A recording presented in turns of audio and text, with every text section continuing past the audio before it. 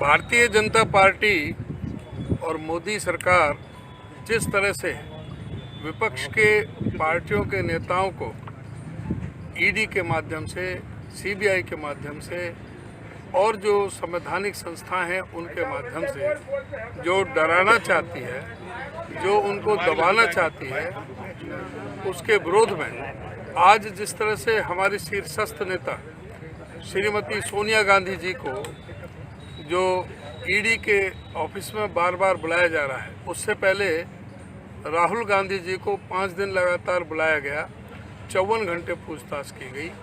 उसके विरोध में आज पूरे हिंदुस्तान के अंदर इस पार्टी के भाजपा के खिलाफ ये पूरी तरह से हमारा जो प्रदर्शन है या ये जो हमारा सत्याग्रह है, ये राष्ट्रपिता महात्मा गांधी जी के दिखाए हुए रास्ते पर आज ये सारे देश में हो रहा है। मांग क्या है?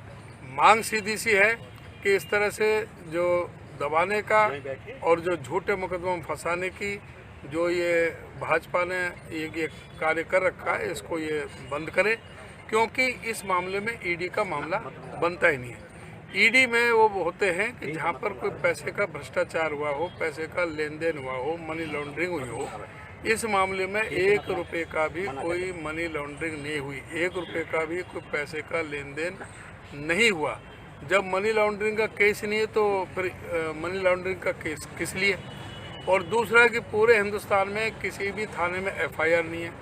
तीसरा कि 2012 में जब सुब्रमण्यम स्वामी ने जब ये मामला उठाया था, उन्होंने इलेक्शन कमीशन में गए, वहाँ से खारिज हो चुका, कोर्ट में गए, वहाँ से मामला ख़त्म हो चुका, वहाँ से ये इसमें ईडी में गए थे, ईडी में 2016 में इसको देख करके कि इसमें कुछ नहीं, इसको बंद कर दिया गया था। जिस ईडी ने 2016 में इस मामले को बंद कर दिया गया था, तो अब किस भावना से ये दोबारा से उनको परेशान करने का ये सरकार प्रयास कर रही है। कांग्रेस पार्टी न दबी है, न झुकी है, न झुकेगी।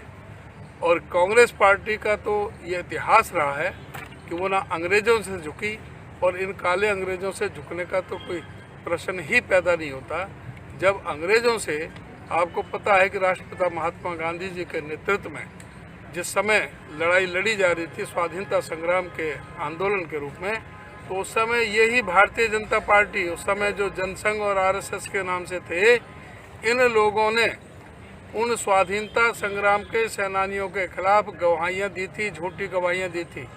और इन लोगों ने 1942 में जब भारत छोड़ो आंदोलन, जिस समय महात्मा गांधी जी ने आह्वान किया था, तो इन लोगों ने वहाँ के उस समय के वायसराय को चिट्ठी लिखी थी कि हम इस आंदोलन के साथ नहीं हैं, हम आपके साथ हैं। ये अंग्रेज़ों के पिट्ठू जो है आज ये राष्ट्रवाद की बात करते हैं।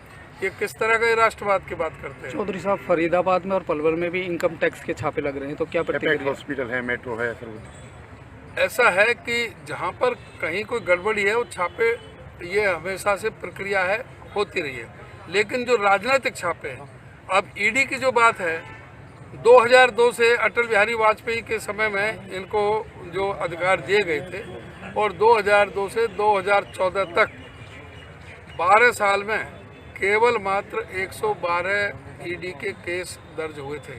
और अब इस मोदी काल में, इस 8 साल में लगभग 5,500 केस हो चुके हैं, और ज़्यादातर सभी राजनीतिक दल के विरोधियों के खिलाफ, नेताओं के खिलाफ, उनसे जुड़े हुए जो उनके मित्र हैं, जो बिजनेसमैन हैं, उनके खिलाफ ईडी को इस्तेमाल किया गया है।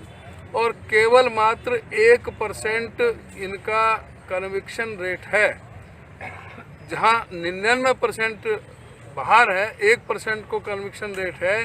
तो उससे ये साफ जाहिर है कि ईडी का किस तरह से बेजा इस्तेमाल किया जा रहा है। और इस तरह से जो आज देश में जो भय का माहौल बनाया जा रहा है, और ये जो मूलभूत समस्या है देश की, उनसे ध्यान भटकाने के लिए किया जा रहा है। आज लोग ना पूछें कि आज सबसे बड़ी महंगाई क्यों है, आज महंगाई की दर इतना क्यों है कि आज जो सभी, चाहे वो आटा है, चाहे वो नमक है, चाहे वो घी तेल हो, चाहे वो दूध दही हो, घी हो, और कोई भी ऐसी चीज़ नहीं है।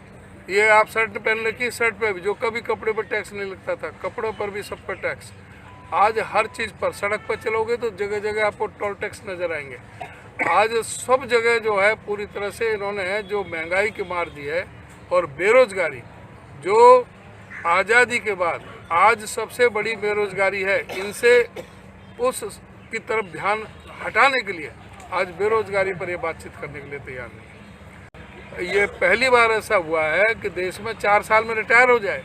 अरे 4 साल में तो फौजी अच्छी तरह से परिपक्व होता है, जो सेना से, जो दूसरी सेनाओं से, जो प्रशिक्षित सेना उनसे लड़ाई लड़ सके। क्या 6 महीने में किसी फौजी की ट्रेनिंग हो सकती है? जो हमारे प्रदेश की जो पुलिस है, इसकी भी ट्रेनिंग 14 महीने की है।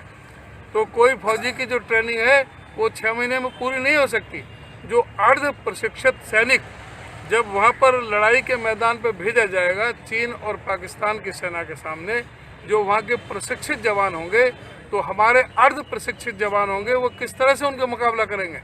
ये उन सैनिकों के साथ में, उनके प्राणों के साथ में ये धोखा देने का काम नहीं कर रहे कि किस तरह से उनको, उनके जीवन को बलिदान करने का लिए जोखिम का ये बात कर रहे हैं। मगर आदेश ऊपर से आता है, हमें करना पड़ता है। तो युवाओं को जागने की जरूरत है, क्योंकि बुजुर्ग सलाह दे सकते हैं मगर जागना युवा को पड़ेगा। लाठी चार्ज कराया उनसे, मैं होटल खड़ा था वहां पर, मैंने कि भाई पुलिस वाले भी ये कह रहे 1900 का डीएपी कर दिया, आप किसानों को पता लग जाएगा 1900 का डीएपी हो गया है। रही बात युवाओं की, क्या है, क्योंकि मैंने भी वोट बीजेपी की दी थी, मैं तुम्हें सही बता रहा हूँ।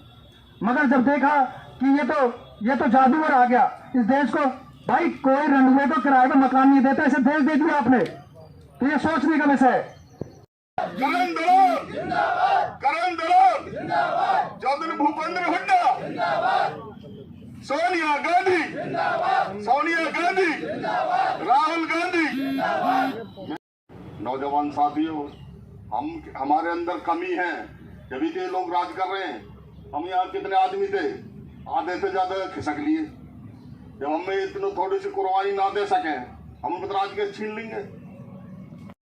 हमारे चौधरी देवान जी, हमारे सभी गांवों से आए हुए बुजुर्गों, नौजवान साथियों, प्रेम दलाल भाई, हमारे इजराइल जी, पूर्व विधायक,